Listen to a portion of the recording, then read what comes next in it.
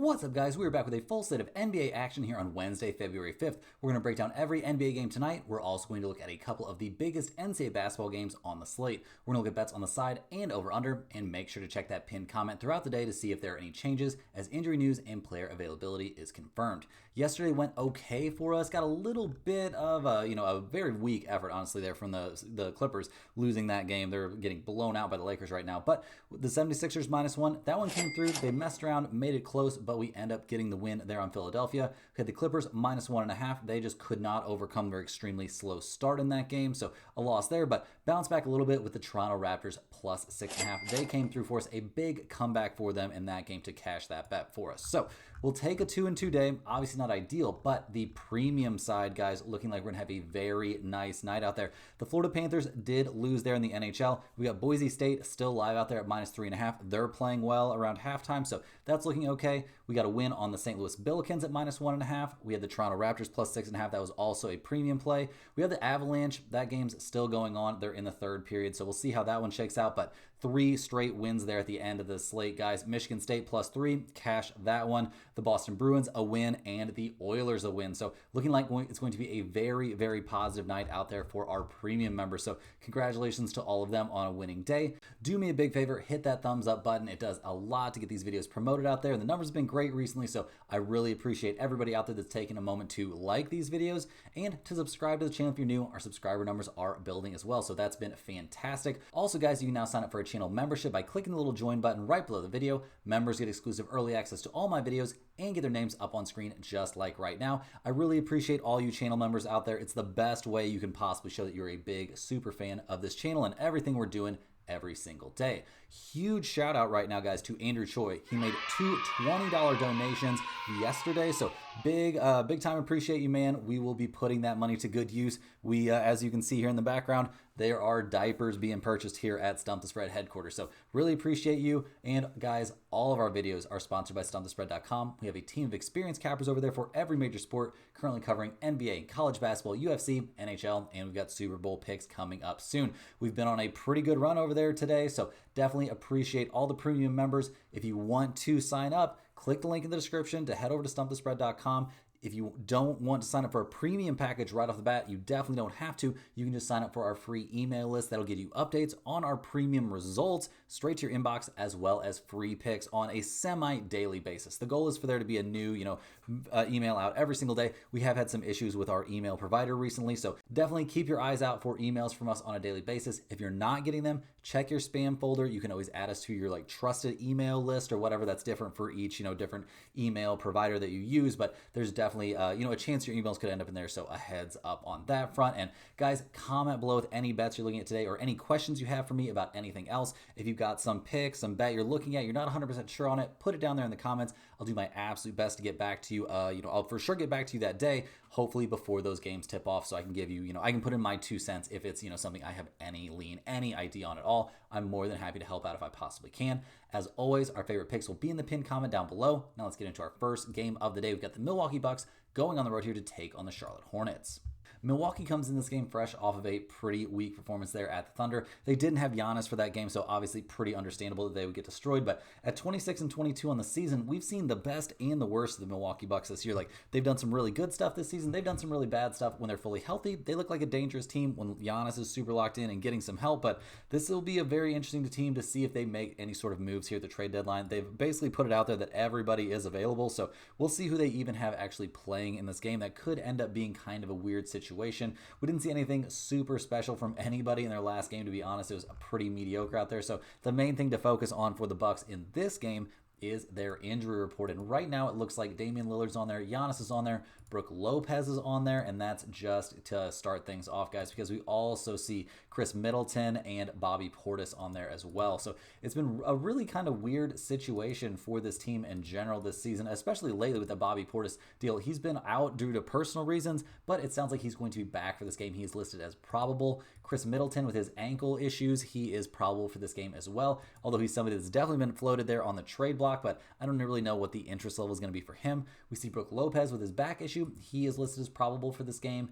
Giannis questionable for this one with his ongoing knee complaint. So we'll see what's up there. There's all kinds of wild conspiracy theories floating around that maybe Giannis could be on the move here in the trade market, but that seems relatively unlikely to me. Dame dealing with that groin issue is questionable for this game. I would tend to lean towards him most likely not playing in this game. So we'll see what happens there. A very crowded Bucks injury report, obviously, as they go on the road here to take on the Charlotte Hornets, who are fresh off a 10-point loss at the hands of the Washington Wizards. So yeah, not a great look there for the Hornets. Obviously not anywhere close to the full strength Hornets right now. Miles Bridges did play in that game. 24 points from him, 23 from Mark Williams, 24 from Nick Smith Jr., but other than that, not a lot of positives. They shot 37.9% from three. That's not too bad, but they couldn't keep it anywhere close to even on the boards. They got dominated by Jonas Valanciunas in that game. They gave up 22 points to Kuzma. Kulabi had 26 against them. Jordan Poole, a terrible night out there. We'll see what goes on with Jordan Poole, but not a lot of positive things right now going on for the Charlotte Hornets. They come into this game, lots of dudes still on that injury list, guys. LaMelo Ball listed as out for this game. He's progressed to getting, some on-court activity in, but it seems unlikely that he's going to be back for this game at all. We see Cody Martin out, Josh Okogie out, so looking like a starting lineup of Nick Smith Jr., Josh Green, Miles Bridges, Mark Williams, and then maybe Seth Curry or something like that. So not a whole lot of promise there, and there's a reason the Hornets are getting 8.5 points in this one. We've got a total of 218.5.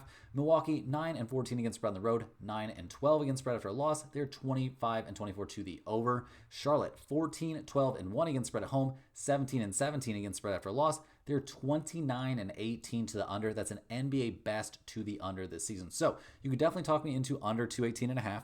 Following that trend, sure, I can get behind that. I think this is a reasonable spot, though, to look at the Bucks at -8.5. I think this is a big bounce back spot for them. If they've got everybody available, there really shouldn't be any chance that the Charlotte Hornets should be able to even compete with this squad. But with Giannis questionable, this is definitely a wait and see spot. Next up, guys, we're looking at the Cleveland Cavaliers going on the road to take on the Detroit Pistons. The Cavaliers 40-10 on the season are fresh off a 112-105 loss there against the Celtics. Yeah, not a crazy, really, game that they gave up to anybody specific on the Celtics. We saw 31 points there from Donovan Mitchell, but the Cavaliers shot only 28.2% from three-point range. You're not going to beat anybody shooting the ball like that. The only starters to make a three-point shot were Mitchell and Garland. Everybody else was 0 from 3. We did see Sam Merrill shoot the ball well from deep, but other than that, just a lot of negative plus-minus numbers.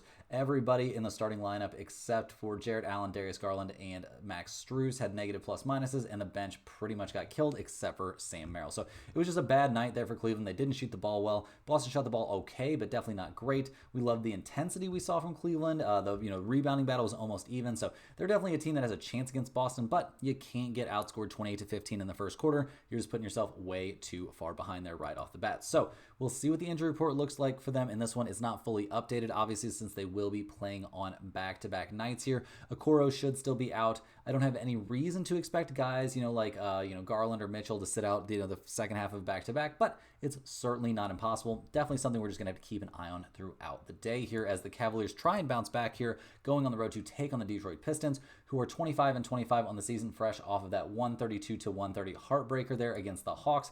Trae Young making that fadeaway with 1.6 seconds left. That was a pretty solid ice Trae moment there.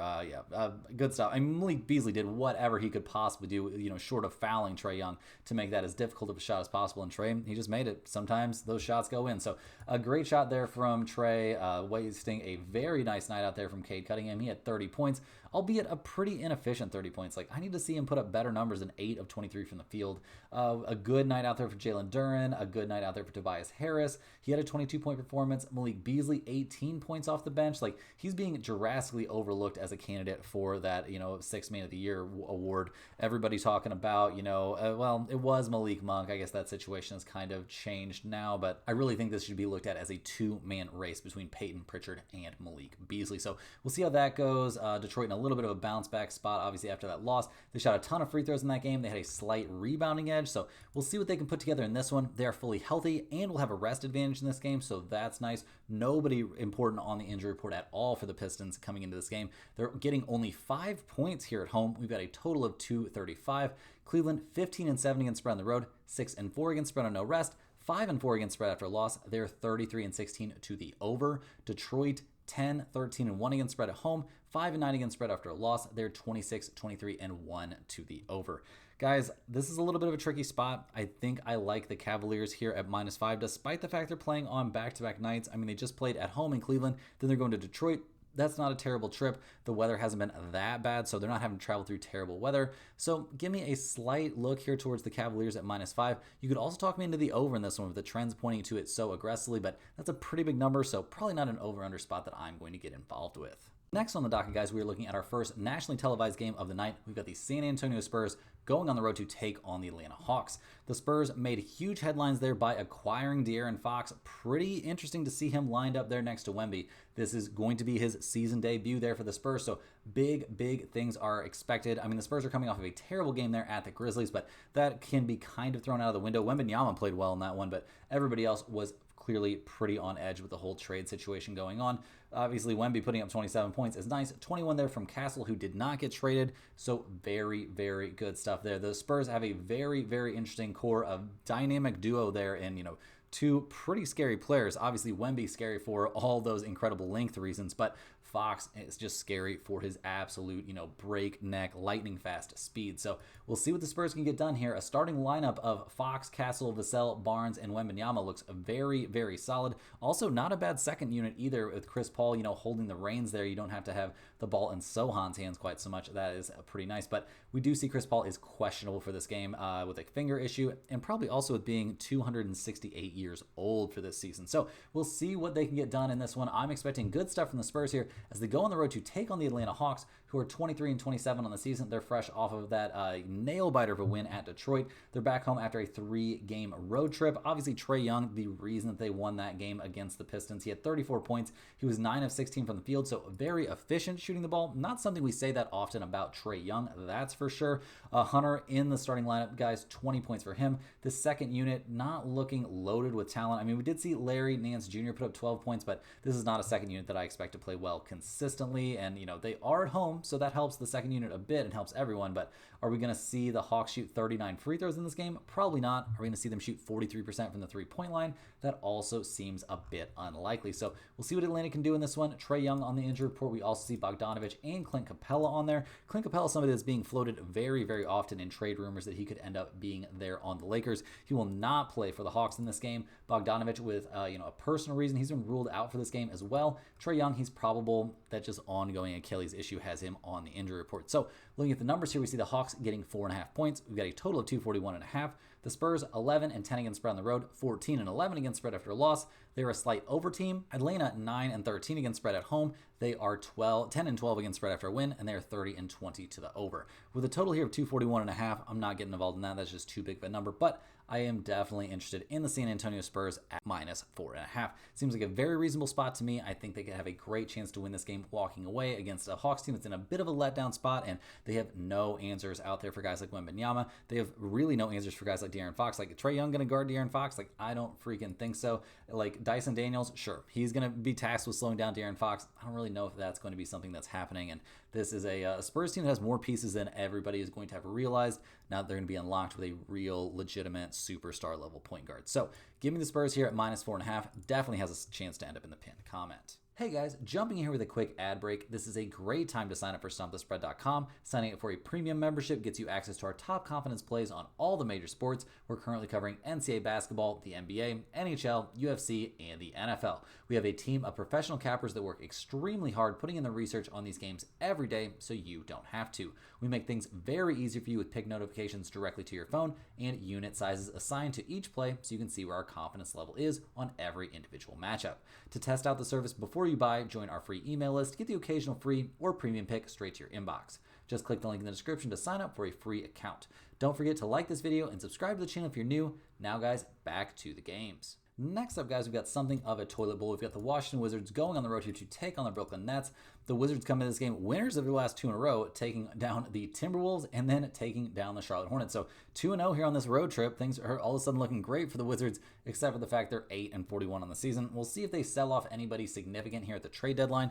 Definitely something of a possibility. I've even been seeing memes about how the Warriors are going to bring Jordan Poole back. Like, that would be quite hilarious, and there's no way they're going to do that, obviously, for salary reasons, and Jordan Poole sucks now, so I don't know why you would do that. Kuzma had 22 points there against Charlotte. He played well. 26 there from Kulalabi. We've seen Jonas Valanciunas do some big things recently, as well as he, auditions to get on a different and hopefully for him competitive team. So we'll see what happens there for the Wizards, guys. They obviously have been a terrible team, been tanking it out all season long, so not a ton of great stuff to look at. We do see Sarr there on the injury report for them. He's the only guy on the injury report with his ankle issue. He has been ruled out for this game, and this is a tanking team, so these wins they're getting recently probably not making upper management too happy. We'll see what they do here on the road against the Brooklyn Nets, who are also winning games that probably aren't making management too happy. We saw the Nets steal that win from the Rockets with that unbelievable closing sequence, guys. Late threes by Johnson and Russell giving them that 99-97 win over Houston. Crazy stuff. Yeah, definitely a collapse there from Houston. A game that we would have expected the Rockets to win walking away. They managed to lose by 2. The Nets, obviously not a team that's supposed to be winning games right now, but they can still happen. They've got competent players out there. I mean, Nick Claxton, no slouch. D'Angelo Russell played terrible in that game, just happened to make a big shot. Keon Johnson playing well also. Yeah, there's just some interesting pieces on this team, but not a lot of great pieces, and this is a team that actively wants to be losing games right now, and evidence of that right here, guys. Cameron Johnson, Noah Clowney, both out for this game. Both guys could definitely be traded, so we'll see when they come back. I would not expect that to be after the trade deadline, and there's a very good chance, especially Cameron Johnson, could be wearing a different uniform. We see Ben Simmons on here listed, out for injury management. He won't play in this game. He's somebody that's been floated as a possibility to be on the buyout market or somebody that could be traded. That seems slightly unlikely. What decent team wants Ben Simmons? That seems very odd to me, but we'll see what happens. The Nets are -1, so we got a coin flip situation here. We got a total of 217.5. Washington 9-13-2 against spread on the road, 3-4 against spread after win, and 25-24 to the over. Brooklyn only 7-14 against spread at home, 5-4 against spread on no rest. They're 27-22 to the under. Guys, with Brooklyn being on no rest and the Wizards actually playing well right now, I'm taking Washington as a slight lean in this one, but for the love of God, guys, don't make me bet on a game that's the Washington Wizards against the Brooklyn Nets with the trade deadline approaching. This is too much. This is too much. I'm not interested in this game. Get this out of here. On to the next one, which happens to be the Miami Heat going on the road to take on the Philadelphia 76ers. The Heat are 24-24 on the season. They're fresh off a 133-124 loss there at the Chicago Bulls. They are running out of time here to trade away Jimmy Butler. We saw, some good, some bad against the Bulls, guys. I mean, obviously Duncan Robinson with only 8 points. He did play okay, but only played 11 minutes. Good stuff there from Bam. Good stuff there from Tyler Hero, although he wasn't super efficient shooting the ball. Jovic scoring 20 points off the bench, going 5 of 7 from 3. Looks amazing. Jaime Jaquez Jr. playing well. But all of this comes in a loss, guys. That's not a good look. You got outscored 39-21 in the fourth quarter by the Chicago Bulls. So not the best look there from the Heat. Obviously, their whole season right now kind of hinges around what they're going to do, who they're going to get back in this Jimmy Butler deal, which has turned into a complete disaster, total and utter mismanagement there by the front office. Yeah, I don't care. Pat Riley, sure, you were a god back in the day. You have bungled this, sir. This is a disaster. Jimmy Butler, borderline. I'm not going to say he's worthless in the trade market. I'm sure somebody will take him, but you are not getting very much back for him whatsoever because you have no leverage. Everybody knows he's just not going to play or do whatever, and he's going to pick up his he's going to pick up his player option next season, and you're going to owe him $50 million. So we'll see what goes on here with the Heat. They're going on the road to take on the Philadelphia 76ers, who got us the win last night, taking down the Mavs. Joel Embiid had a triple-double in his first game in a month, so that's a pretty good look from him. 29 points, 11 boards, 10 assists. It's not a good look for all the conspiracy theorists who are saying that he's sitting these games out simply to rest himself for the playoffs, but 76ers need to win some games before they get super locked in on thinking about the playoffs. 33 from Maxey. He continues to go absolutely nuts out there on a nightly basis. This is a back-to-back game, so I think there's 0.01 negative a million% chance that Embiid plays here on the second part of a back-to-back. Yabusele continues to be one of the most or least talked about greatest additions. He's played amazingly well this season. In 35 minutes, guys, he was 7 of 8 from the field, 8 rebounds, 4 assists, a +7, scored 19 points. So we'll see what they've got here, what they've got in the tank playing on back-to-back nights. Obviously, it's a big ask for a team that has very, very, very little bench production to lean on. Coming into this game, I fully expect Embiid to be out. We'll see what actually happens here with Paul George. There's a chance he could play. He was a full participant in practice on Monday with his finger issue, so maybe he sat out the first half of the back-to-back, so they'll have Paul George out there for this one, and they had Embiid out there for the game last night against the Mavs. So we'll see who's actually available. Obviously, we've got to keep a very close eye on the entire Philadelphia 76ers situation. They're getting 1.5 points in this game. We've got a total of 216.5. Miami 9-15 against spread on the road, 4-4 against spread on no rest. They're 26-21 to the over. Philadelphia, 9-14-1 against spread at home, 4-4 against spread on no rest themselves as well. They're also an over team. They're 25-20-3 to the over. So right off the bat, guys, I have no lean here on the side until I know who's playing. But even without knowing who's playing, I am definitely loving over 216.5 in this game. I think we'll see enough offense to get over that number the vast majority of the time. The Heat are coming off of a high-scoring game. We see the 76ers, not off a super high-scoring game, but plenty high-scoring enough to get us over this number. Neither one of these teams are amazing defensively. Both could have weird things happen, with player availability and the Heat with trade stuff. So definitely give me the over in this game. It's going straight into the pin comment. Rolling right along here, guys, we're looking at the Memphis Grizzlies going on the road to take on the Toronto Raptors. The Grizzlies come into this game winners of their last 3 in a row. They've been playing really, really well here down the stretch. What is it? They win 6 in a row, then lose 1, then win 3 in a row. So they've won 9 out of their last 10. That only loss, they did get completely blown out there at the New York Knicks in an embarrassing performance for sure. But we'll see if they can keep things rolling here. Obviously, fresh off that nice blowout win against the Spurs. Jaren Jackson Jr., a massive game there. He's been playing some of the best basketball of his career. John Morant, 25 points. It was good to see him back out there. Zach Edey, guys, 16 points, a plus 25, 14 rebounds. He was a force to be reckoned with, and 27 points off the bench for GG Jackson. He played his tail off in this game and is looking like one of the most promising young players in the league from, kind of on a night-to-night basis. So we'll see what they can do here, see if they come into this game healthy. Desmond Bane, obviously, listed as out right now, dealing with, a left foot sprain. He's going to be missing some time, so to me that sounds like a week or 2 or 4. So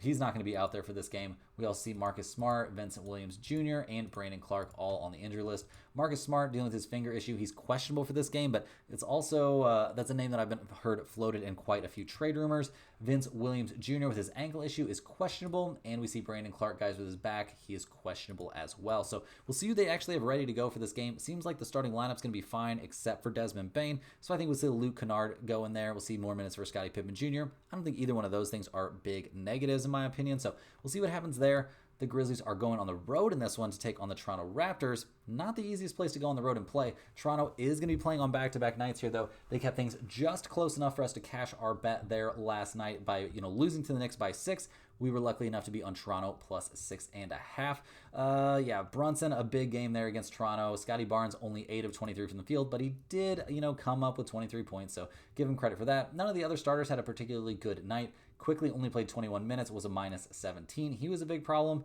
Sheed looked really good off the bench with his 16 points. We saw the Raptors shoot the ball really, really well from the free throw line, but they didn't do a good job on the boards at all. And 37.9% from the three-point line. That's not too bad. Also, kind of got unlucky there with RJ Barrett being scratched for this game with his concussion. So we'll see if they've got him back, see who they have available. Barrett is listed as day-to-day for this game. He was in the concussion protocol. He obviously missed that game against the Knicks. Will he miss this game as well? I would say there's a pretty good shot. I don't think I'm going to be rushing him back from a concussion. Jakob Poeltl also on the injury report, guys. He left due to a hip pointer there that game against the Knicks. That was another reason this game didn't go quite the way we'd expected it to go for the Raptors, but there's a pretty good chance he's probably going to be out for this one as well. So we'll see what happens. Obviously not guaranteed, but this is not a Toronto team that's really trying to compete right now. So I think there's a good chance he ends up missing this game. So look at the numbers here. The Raptors are getting 7 points. We've got a total of 243.5, so a massive total. Memphis 15-9 against spread on the road, 20-13 against spread after a win. They're 32-18 to the over. Toronto 17-8-1 against spread at home. So like I said, a very good team against spread at home. They're also a good team against spread on no rest, 6-2 against spread on no rest, and they're a slight under team. Guys, I'm not letting that scare me off. What would scare me off is the fear that John Morant and Jaren Jackson Jr. are going to get involved in some off-the-court extracurricular activities. Those streets of Toronto are very, very welcoming. That's what would make me lean towards Toronto, but I'm really going to lean towards the Grizzlies here. They've been a good road team. They've been a good team against spread after a win. They need these wins right now. Give me the Grizzlies here at -7. Is this going in the pin comment? I would say probably not, but this is one you're just going to have to wait. We're going to have to wait a long time probably. I need to know if Jakob Poeltl and RJ Barrett are going to play in this game. If we find out they're both going to be out and this stays at anything less than 10, definitely give me the Grizzlies. If they stay in and this stays around 7, this is going to be a pass for me. So kind of just a wait and see spot on this game, unfortunately. Rolling right along here, guys, we're looking at the Chicago Bulls going on the road to take on the Minnesota Timberwolves. The Bulls showed they do not miss Zach LaVine that much. They came with the 133-124 win against the Heat their last time out. They're 22-29 on the season, so maybe slightly too good to effectively tank. We'll see how things work out here down the stretch, but Jacoby White, 22 points. Ayo 21. Josh Giddey, 24 points there from Buzelis coming off the bench. So this is a team that can score the ball. They shot 46.3% from 3 in the win. They did a good job on the boards, and that was all against a Miami Heat team that, is usually pretty motivated on a nightly basis. So not the best game for Miami, but definitely not the worst, and Chicago just played their asses off at home. So loving what we saw from the Bulls in that one. They come into this game relatively healthy. The starting lineup's all good to go. I mean, Giddey, Ball, Kobe White, Dosunmu, Vujacic, there are guys in there that could definitely get moved here at the trade deadline. So got to keep that in mind. Always be keeping a very close eye on everything that's going on around the trade deadline, guys. You could have to buy out of bets. You could have to cancel bets. Bets could get canceled on you. Just pay attention to what's going on out there. In terms of the second unit, guys, we see Trey Jones, Kevin Huerter, Dalen Terry, all on the injury report. Trey Jones sounds like he won't play until Saturday's game against Golden State. Huerter also won't play until Saturday's game, so those newly acquired guys won't be out there. Dalen Terry with his knee issue, he's been officially ruled out for that game against Miami. Will he play in this one? Seems like it's still up in the air. So we'll see what goes on here as they head to Minnesota to take on the Timberwolves, who are having a rough time. They just lost to the Kings by 2. They've lost their last 2 in a row, losing against the Wizards and the Kings. Yeah, not looking great. They're 27-23 this season, and this is not what was supposed to go on with this team. They really shot themselves in the foot with that whole Karl Anthony Towns for Julius Randle and Dante DiVincenzo deal. That has been a complete and total disaster. In their game against the Kings, just not working out, guys. Naz Reid, a 30-point game. That gets wasted. Anthony Edwards, 7 of 21 from the field for 21 points. Jaden McDaniels, 22 points.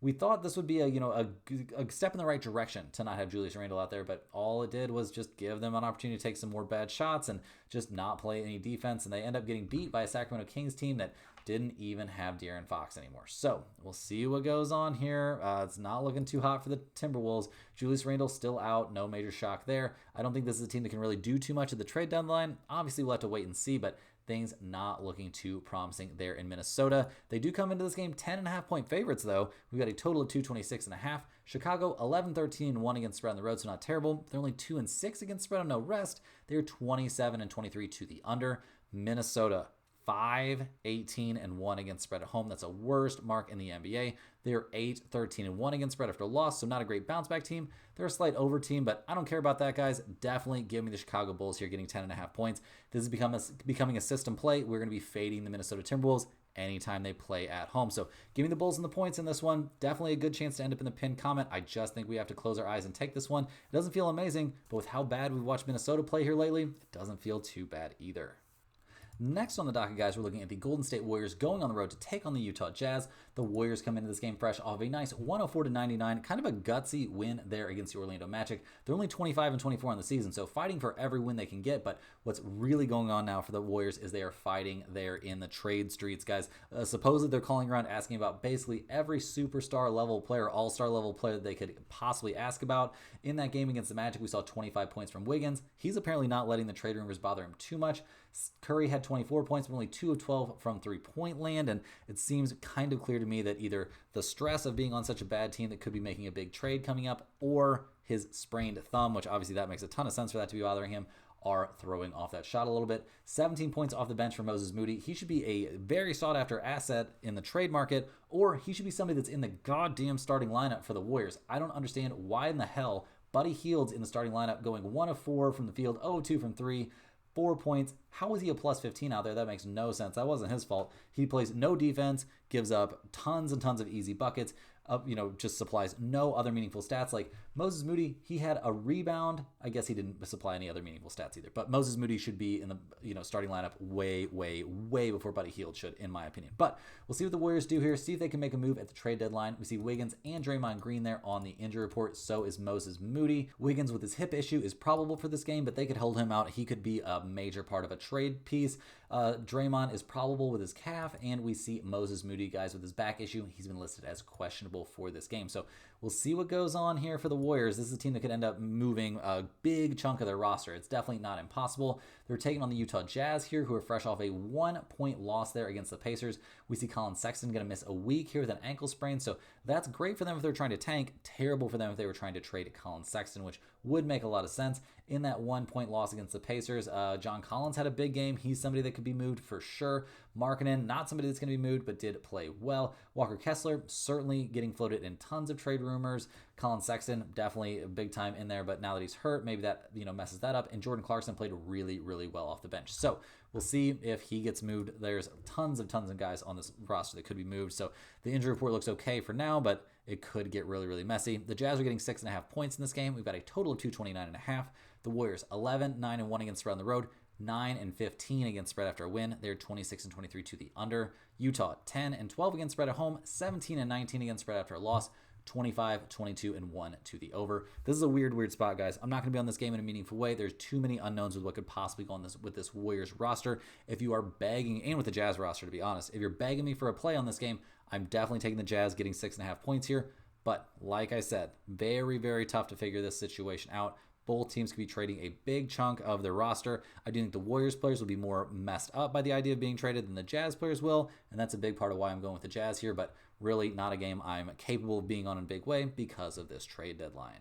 Next up, guys, we're looking at the New Orleans Pelicans. They're going on the road in this one to take on the Denver Nuggets. This is the second game of a little 2-game series there at Denver. The Pelicans kept things kind of competitive. They ended up losing by 12 there at the end at Denver. We'll see what they can do in this one. Trey Murphy III continues to play out of his mind, guys. 38 minutes, 41 points for him in that game. Just dominant stuff, but nobody else, except for CJ McCollum. He played well. He had 30 points. He's somebody that's being floated in some trade rumors as well. Was really able to help him. Zion played in that game, but only had 14 points. He supplied some other statistics, but not his best game in only 28 minutes. We'll see. It was in the media saying that he was, seemed very shocked like everybody else about the Luka trade, and, seems like that kind of struck a chord with him, saying, nobody's really safe. I think Zion would be super pumped to get traded somewhere else. I know it depends on where, but still, I don't think bro is, living his best life in New Orleans right now, although that weight would indicate that he maybe is. So we'll see what the Pelicans can do in this one. They shot an unsustainable 47.4% from 3 in the loss.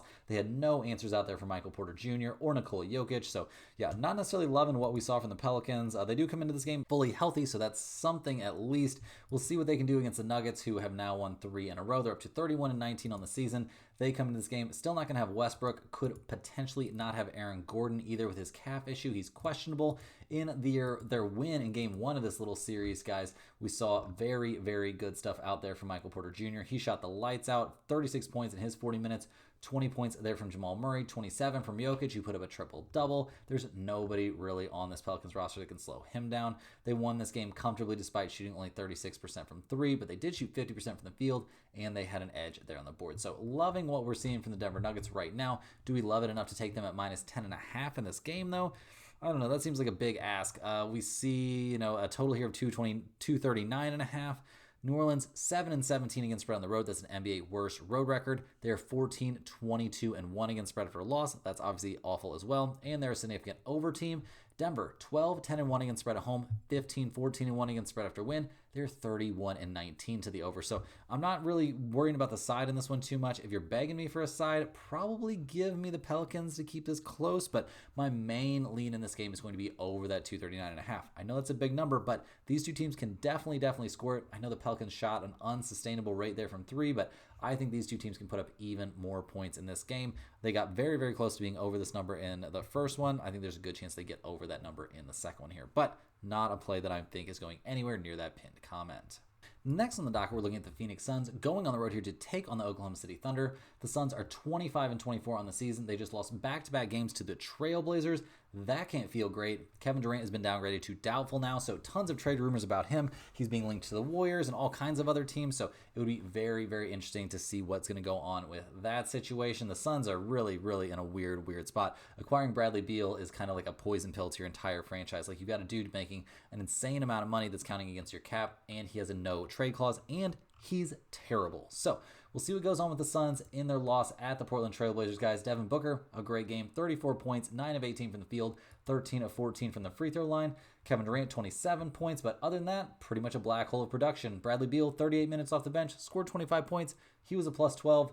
Congratulations, your team lost. Tyus Jones, terrible out there. Ryan Dunn, terrible out there. Like, this team doesn't have anybody outside of that big three, and that big three not really getting the job done. Like, you need 30 from each one of these guys to have a chance to win, and yeah, it's just not enough. Just not enough. They don't have enough on the roster. They shot 35% from three. That's not terrible. They still lose. They do a decent job on the boards, but still get out rebounded by a team like the Blazers, who's supposed to be tanking, but is quietly playing really well right now. We've been printing on the Blazers lately, but not loving what we're seeing from these Phoenix Suns at the moment. I know that game went into overtime, so they could even be a little bit tired here.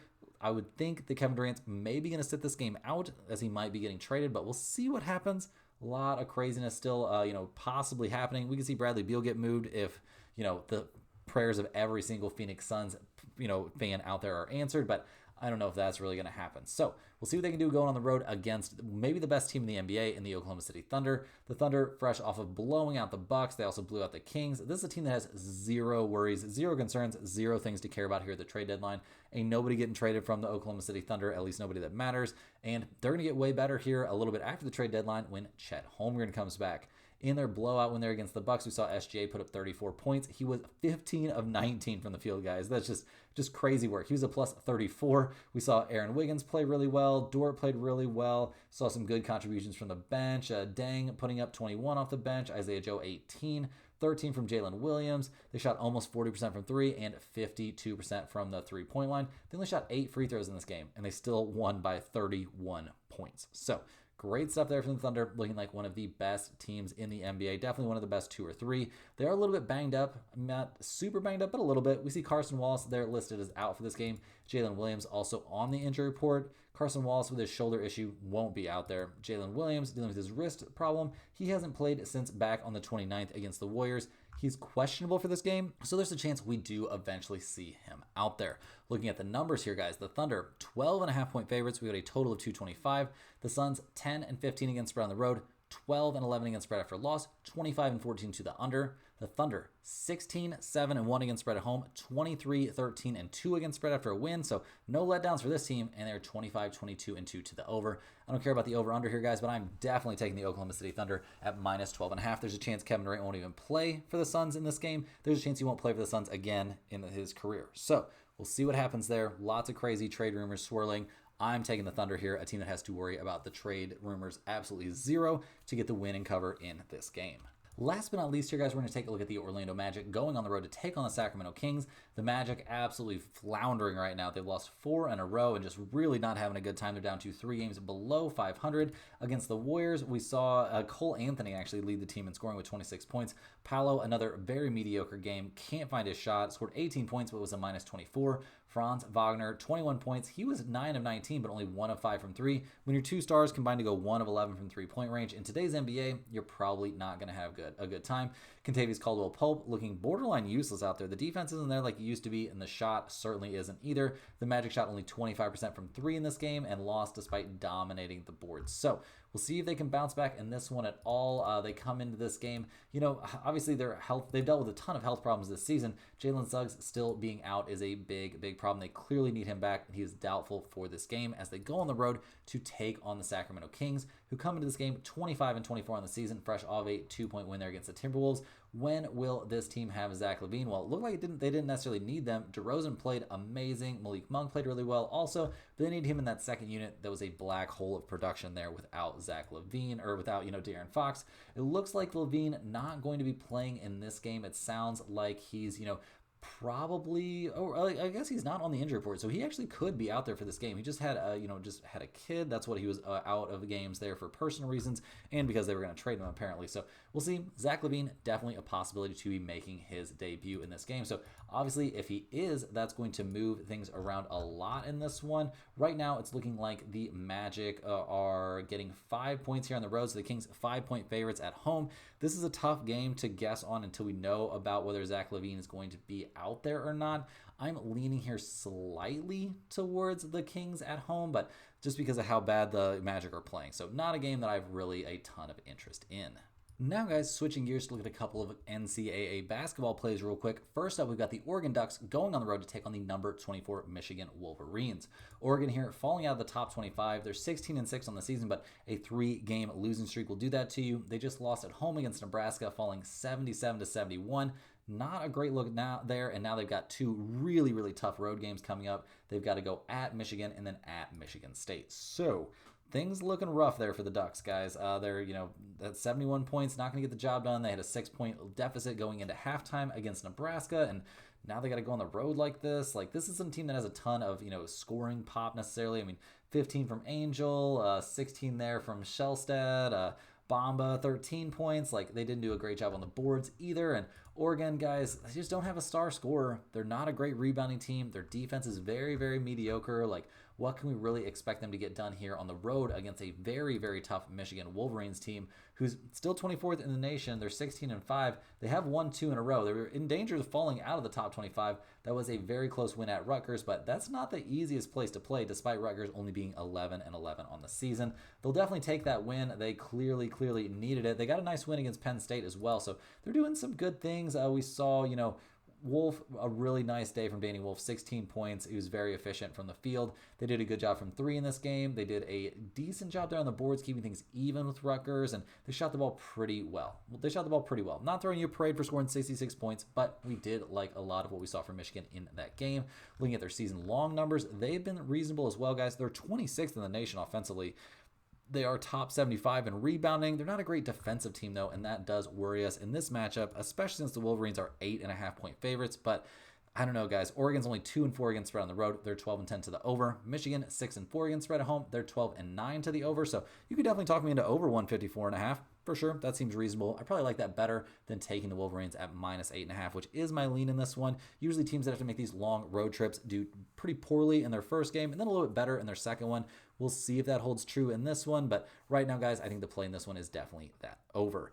And last but not least, guys, we've got the biggest college basketball game on the slate. It's not the one that's on ESPN2. It's not Duke against Syracuse. This is actually on the SEC network, which is wild to me. We've got number 15 Missouri going on the road to take on number 4 Tennessee. The Volunteers come into this game 18-4 on the season. Missouri 17-4 this year. They're fresh off of a big win there at Mississippi State, showing they can certainly travel. They went on the road there and got an 88-61 win, playing amazing. They also won at Texas. They won at Florida. Like, this team can travel, guys. They can freaking travel. It's been very, very impressive. In the win, we saw Mizzou shoot 47% from 3, 7 of 10 there from the 3-point line. They did a great job on the boards, having a significant edge there. We loved what we saw from their bench. Caleb Grill, guys, 20 points off the pine, 6 of 11 there from 3 in 22 minutes. Dominant stuff. Tamar Bates, 14 points there in the starting lineup, and just really liking what we're seeing from this Missouri team. Even on the road, they've been so good. They're a top 17 team in the nation offensively. They're a decent rebounding team. They play some defense. Their ball movement isn't what I would term as elite, but they do have a lot of scoring pop there, just up and down the lineup. So we'll see what they can do going on the road here to play in one of the toughest environments in college basketball. They're going to be at Tennessee, a team that just destroyed number 5 Florida, 64-44 there at home. Crazy stuff. It was a nice bounce back after losing at home against Kentucky. They lost at Auburn, but that was in a nail biter, losing by only 2 points. So we'll see what they do in this one. This has obviously been a crazy team. There was a lot of question in that game against Florida whether or not we were going to see Clayton Jr. play. Well, he did play, but he was a ghost of himself out there. Only 10 points in his 27 minutes. So clearly that ankle was nowhere near 100%. Tennessee played really well, putting up only 64 points. Doesn't look great, but they didn't shoot the ball particularly well. They did a good job on the boards. They did a good job taking care of the ball. So we like what we're seeing from Tennessee, but they're just not a team that necessarily lights up the scoreboard all the time. I mean, they're 190th in the nation in points per game, but their defense and rebounding more than make up for that. So looking at the numbers here, we see Tennessee 9.5-point favorites. We've got a total of 134.5. Mizzou 3-2 against spread on the road, 11-10 to the over. Tennessee, 9-4 against the spread at home. They are 14-8 to the under. So I'm not really interested in the over-under here, but I do think this is a game that Missouri has proven that they have the ability to keep close. So give me the Tigers here at plus 9.5. That's just my initial reaction on this game. We're going to do lots more information on this, and we'll have a ton of premium college basketball plays over at Stump the Spread. So definitely check those out, and don't take either one of these college basketball plays, except for that over there in the Oregon-Michigan game. Too much to heart. That's all the games we have for today, guys. Do me a huge favor, hit that like button to get these videos promoted to everyone out there. Subscribe to the channel if you're new. Let me know in the comments any questions you have on today's slate. Make sure you get over to stumpthespread.com to get on that free email list and to check out our premium plays that are running pretty well right now. Thank you for watching. We'll see you guys tomorrow for more sports betting action.